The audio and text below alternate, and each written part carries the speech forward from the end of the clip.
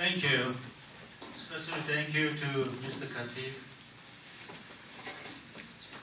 Also, through this opportunity, I'd like to say thank you to my high school coach, Master Song. He taught me techniques. And my high school coach, Grandmaster Yoon, he taught me philosophy. In 1956, I was in boarding school, in high school, in the boarding school. I had a strange dreams.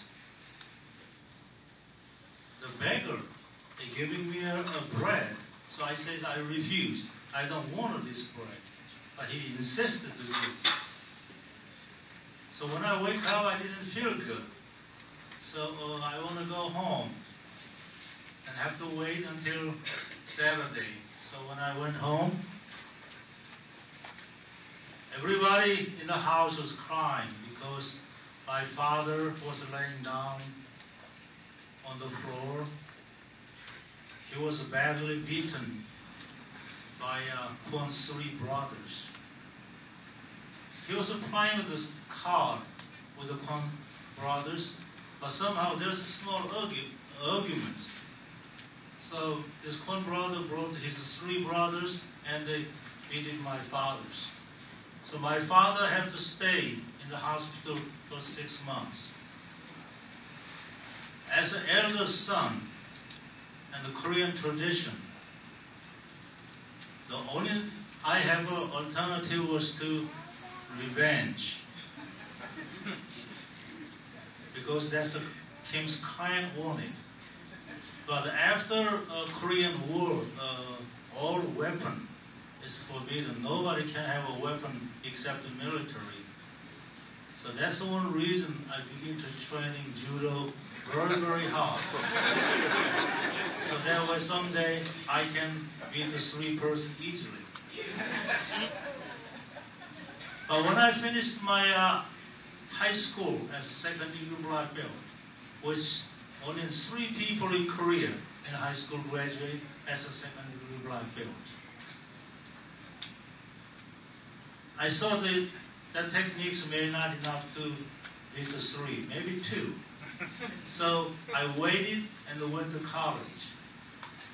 I practiced very, very hard, not only in judo, but other martial arts.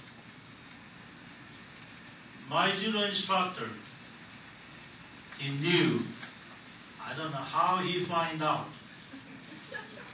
One day,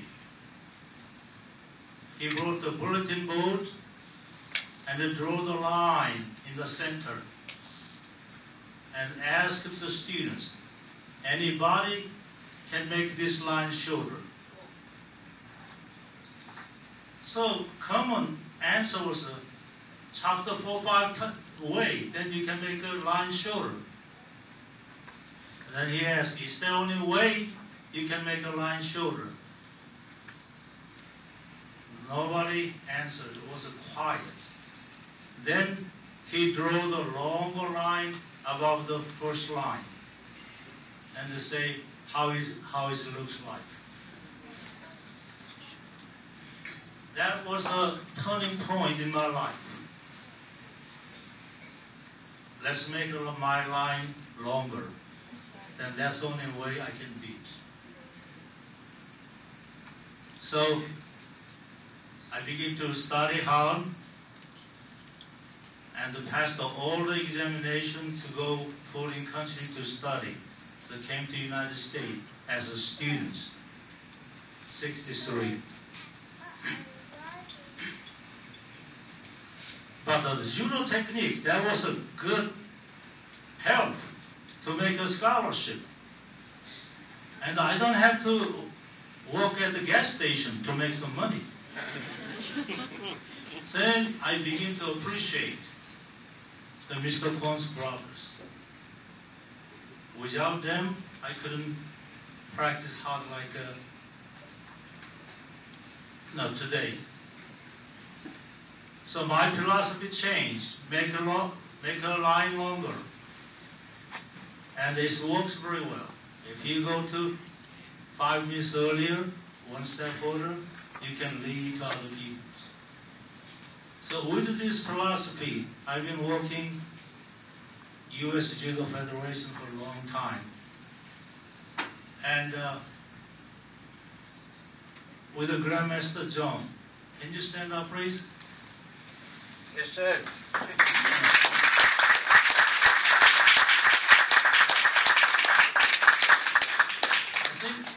I was born actually in 1938, but in Korea.